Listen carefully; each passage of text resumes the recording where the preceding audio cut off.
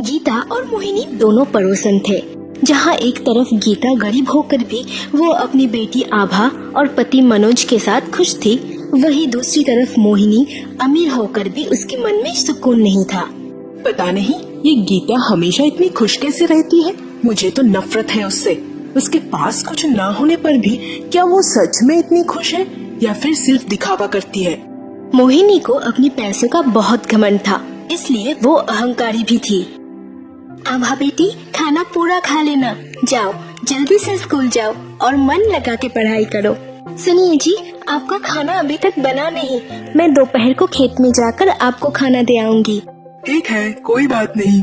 ये बोलकर मनोज अपने ट्रैक्टर में बैठकर खेत के लिए रवाना हो गया और ये सब मोहिनी अपने घर के आंगन से देख रही थी। फिर अंदर जाकर वही करने लगी जो गीता ने किया।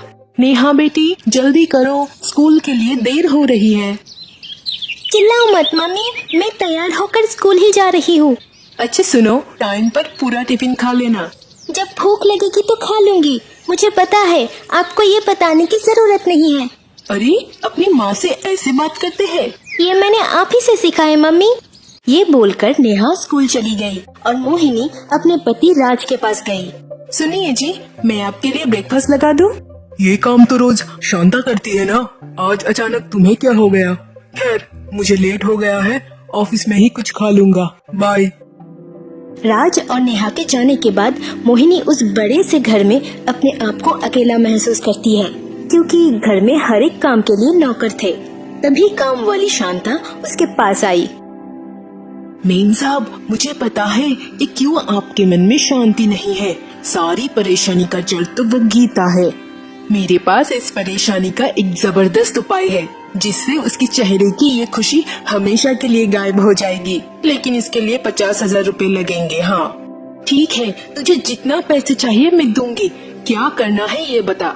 आपको बस एक छोटा सा काम करना है मेम साहब। उसे नीचा दिखाइए, उसके मन में पैसों की लालच जगाइए, उसे उसकी बेटी और पति से अलग करवा दीजिए। फिर देखना, आपके घर में सिर्फ खुशियाँ ही खुशियाँ होगी। उस दिन नेहा स्कूल से घर आने के बाद मोहिनी उसे लेकर बाहर घूमने जाती है, उसे आइसक्रीम खिलाती है और बहुत सारी खिलौने खरीद कर देती है। फिर घर लौटते वक्त गीता की घर के सामने अपनी बड़ी गाड़ी से उतरकर बोली, अरे आभा बेटी, तुम्हारी गुड़िया तो बहुत पुरानी हो गई है। ये देखो, मैंने नेहा को कितने सारे खिलौने खरीद कर दिया। नए खिलौने के साथ खेलना कितना अच्छा लगता है ना?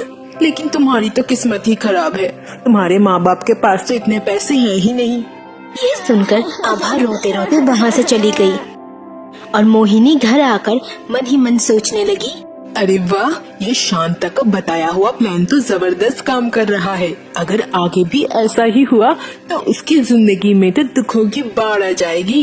ऐसे ही अगले दिन जब गीता अपने आंगन में काम कर रही थी तो मोहिनी उसके पास आकर बोली, अरे गीता, ये क्या, घर का सारा काम तुम ही करती हो, एक नौकरानी क्यों नहीं रख लेती? मेरे घर में तो हर एक काम के लिए काम वाली है।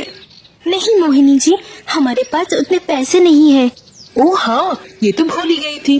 खैर, मैं तो सोने की दुकान जा रही थी, कुछ नए गहने बनवाने हैं। जो घर पे है वो सब पहनते पहनते पुराने हो गए हैं। ये सब बातें मनोज पीछे से सुन रहा था। गीता, मुझे माफ कर दो, मैंने कभी तुम्हें सोने की गहने तो छोड़ो, एक अच्छी साड़ी तक नहीं दे पाया। तुम्हें घर का सारा काम भी खुद ही करना पड़ता है। मुझे पता है तुम्हारी मन में दुख तो होती है, लेकिन मुझे कभी कुछ कहती नहीं हो। क्या करूं, मेरे पास इतने पैसे जो नहीं है। ये बोलकर मनोज वहाँ से चला जाता है। सुनिए जी, ऐसी बात नहीं है। और ये सब देखकर मोहिनी खुशी से पागल हो रही थी। अब आएगा असली मजा। लेकिन उस रात राज घर आकर कहता है, मोहिनी, तुम्हारे जितने गहने हैं वो सब एक बक्से में मुझे दे दो और घर का सारा सामान पैक कर लो। क्यों जी, क्या हुआ? हम इससे भी बड़े किसी घर में शिफ्ट हो रहे हैं क्या? नहीं, मैंने अपनी बिजनेस के लिए ये घर गिरवी रखकर बैंक से लोन लिया था, लेकिन बिजनेस में नुकसान होने की वजह से मैं टाइम पे पैसे नहीं दे पाया, इसलिए यह घर और तुम्हारे गहने बेचकर मुझे लोन चुकाना होगा।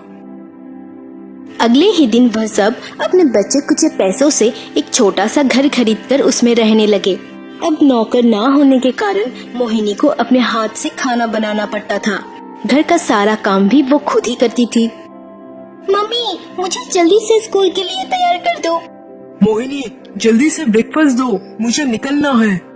ऐसे ही घर के सब लोग छोटी छोटी बात पर अब उसे बुलाने लगता है।